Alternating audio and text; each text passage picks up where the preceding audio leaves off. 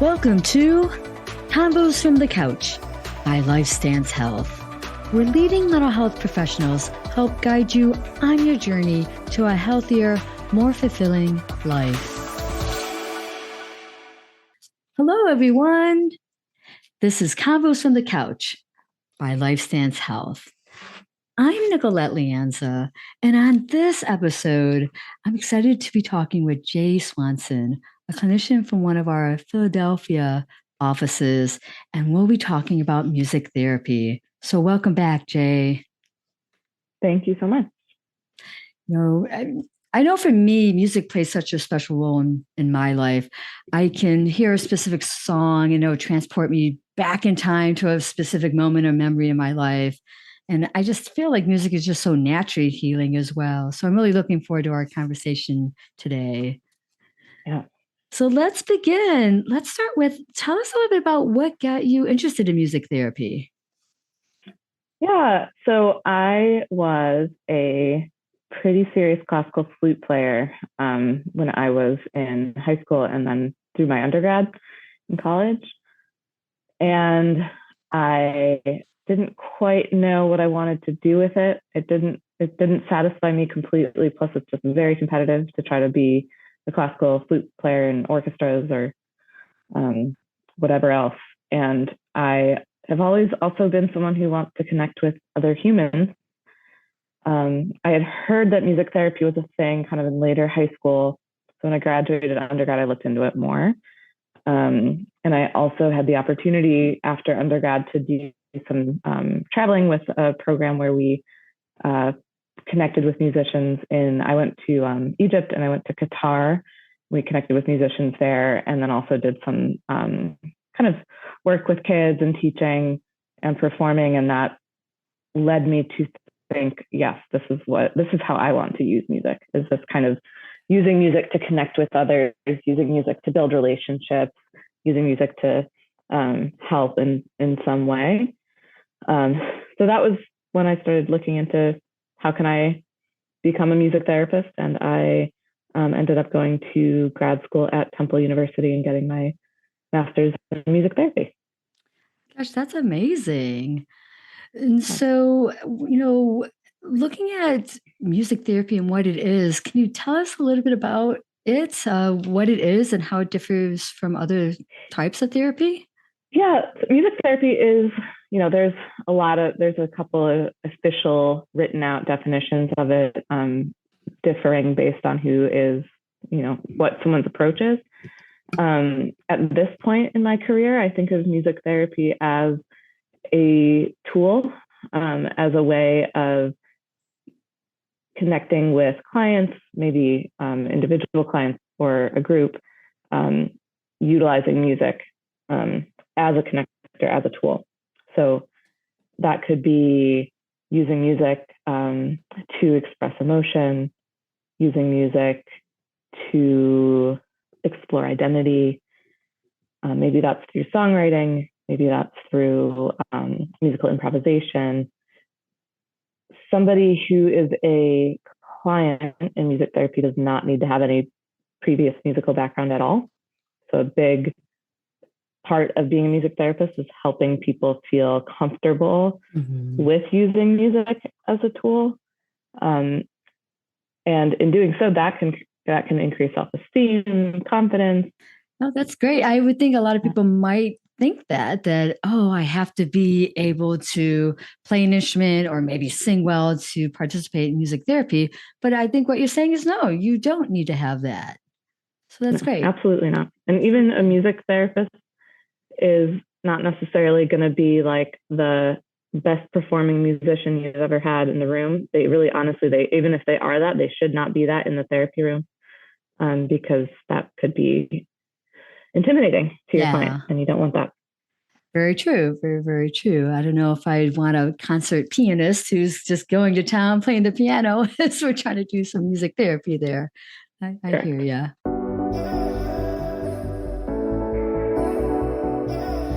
So what are some common ways in which music therapy can be helpful? So like I said, like music therapy to increase maybe self-esteem, identity, utilizing music as a different form of expression. Sometimes people feel actually more intimidated by verbal therapy and might need a different way. So that can be music. Sometimes that's art. Sometimes that's body movement. Mm-hmm. You can also, music therapy is used a lot with people with disabilities, people who maybe have some like social or communication delays and need other forms and also other kind of education around how do I express myself in a way that can be understood. That also emulates into working with people with like dementia or people who have had a stroke. Sometimes music, while even if like verbal skills and verbal communication has become really difficult, music actually kind of remains. So you can be doing music therapy with someone who has dementia who is maybe only able to say 2 to 3 words at a time, but can sing an entire song because that song is familiar. They've known it for their whole life and it is still there. When you add the music, then they have more words. For a long time, I did music therapy in hospice care. So sometimes that would look like, what I just spoke to about like people with dementia or stroke. Sometimes that would look like doing bedside music for somebody who's actively dying and connecting usually at that point, I'd be doing improvisation and maybe connecting improvisation with the breathing. That can help slow down breathing a little bit. That can help increase comfort. And then if there are family members or other people in the room, it can help them have a quiet moment, maybe a container for actually being emotional if up until that point they've been dealing with all the logistical concerns of having a sick or dying family member. And then also sometimes in hospice care, we do like legacy work. So we'll work with a patient to maybe dedicate songs to their family for after they pass away. Aww, okay. Maybe do songwriting with patients, maybe do songwriting with family members. I was on this podcast before talking about child bereavement, and I would use music with kids a lot to help them express their grief, maybe do songwriting about the person they lost. And I've also done music therapy in group settings. So I worked in an after-school program for LGBTQ youth, and we did songwriting. And we ended up doing, and that was kind of, we were exploring identity and exploring community and connection and advocacy and self-advocacy. And we ended up doing kind of a show at the end of all of that. Oh, that's nice. That's cool. Yeah. So I could go on and on. There's so many ways music therapy can be helpful and used. It's amazing. Yeah. And so what should someone consider when looking for a music therapist? Music therapists, for better and for worse, kind of end up doing a lot of everything. I think something to be careful of when you're looking for a music therapist is to make sure that, the person that you're working with does have actual like expertise and experience in whatever it is you're looking for. If you are somebody who has a specific desire in terms of what you might want to do with music, I would be sure to express that to a therapist when you're looking for somebody. So if you're someone who maybe you want to do more music listening, or maybe you want to do more active music making, or maybe you want to learn to use your voice in a different type of way, really make sure that you are communicating that to whoever, when you're looking for a therapist. And, I should also mention that music therapists work in such a large variety of settings. So some of the experience that you could be looking for would be like, has this therapist worked with kids with autism? Has this therapist worked with developmental delays? Have they worked in psych? Have they worked in medical settings? Have they worked in end of life? Have they done bereavement? Have they done more like psychological, like anxiety, depression, PTSD, trauma work? Not every music therapist is going to have the same background, so it's important to check into that. Oh, that's a very good point. I don't think people would have thought about that. So that's actually a really good point.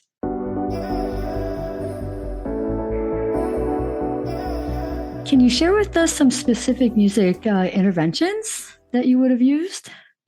I know you mentioned a few. Can you tell us a little bit more? Yeah, I can tell you a little bit more about them.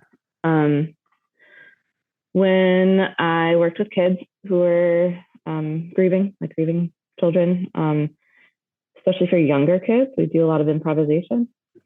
So I would bring in musical instruments, like I had like a little keyboard. I had there are these things called boom whackers, which are these tubes that are cut to a certain like length, which gives it a certain pitch.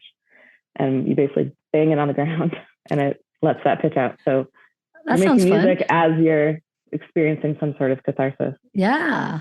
Wow. And sometimes, you can use chimes or something like that. Sometimes I use chimes so like the person who was ill and the kid could play together. And kids are pretty open to being able to kind of actually emote through music, like express an emotion through music, or maybe even express a story through music. So I give a lot of kind of open space for them to do that. Another intervention would be songwriting. So that can be original songwriting from scratch. That can be taking maybe a preferred song and changing the words around to actually express what you want to express. Taking someone else's favorite song, changing the words and dedicating it to them. So those interventions I would do more with older, like teens. Another one would be maybe creating playlists for coping. So maybe a playlist for, if you want to connect more with your emotion, if you want to emote, a playlist for that. A playlist for if you want to feel more motivated to get up and go out or something.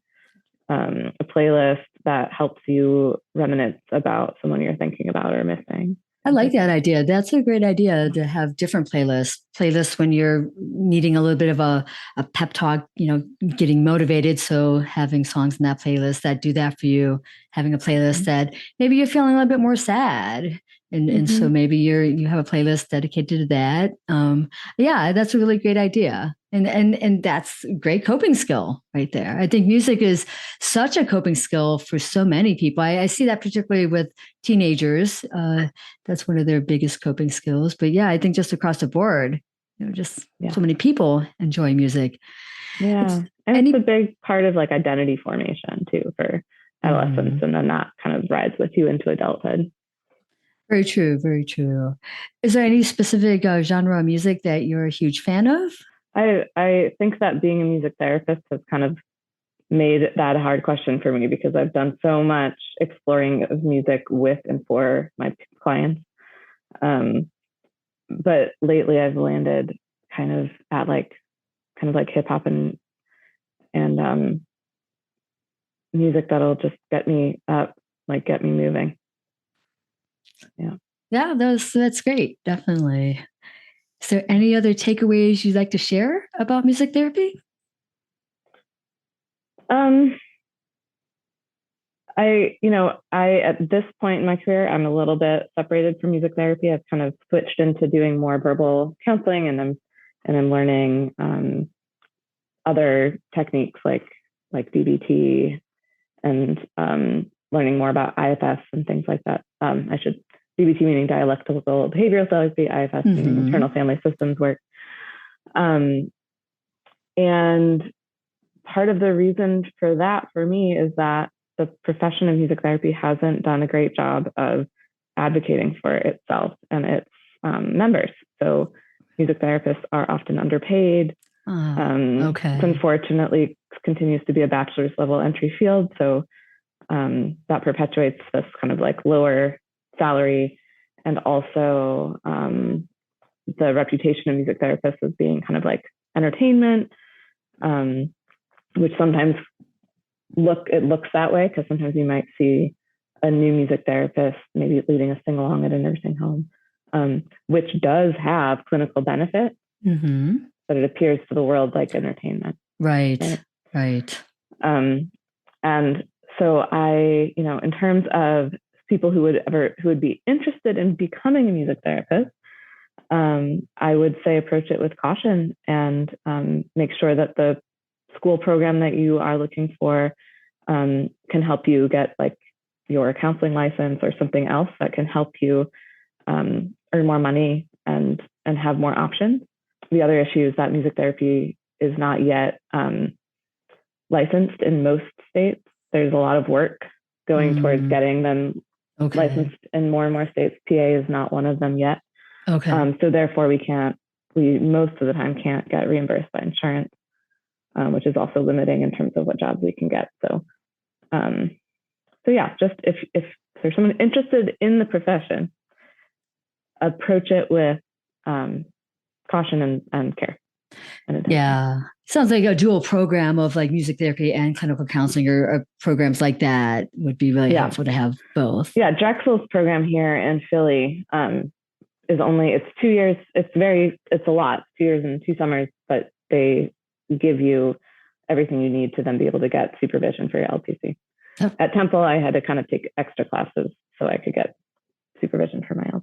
Well, thank you, Jae. Thank you for sharing all this information about music therapy with us. And I'm sure our listeners, some of our listeners might even been like, boy, I didn't know music therapy was truly a thing and that one can get, a degree in it and credentialed for it. Or maybe other listeners were like, wow, I want to have that more incorporated in what I do for my own mental health therapy. So thank you very much for sharing your information about music therapy with us. Yeah, you're very welcome. And I think I want to add too that, once, if you do go to school for music therapy, you end up sitting for an exam, you get a certification. And you do need to get that in order to really practice it. And then you can also get a master's degree. You can get a PhD in music therapy. Oh, so who knew? You could literally be a doctor of music, a doctor of music therapy. Correct. Yes. Yeah. Exactly. Very cool. Well, thank you again, Jae. Appreciate you. You're very welcome. Yeah. I would also like to thank the team behind the podcast, Jason Clayton, Chris Kelman, and Juliano Whidden. Take care, everyone.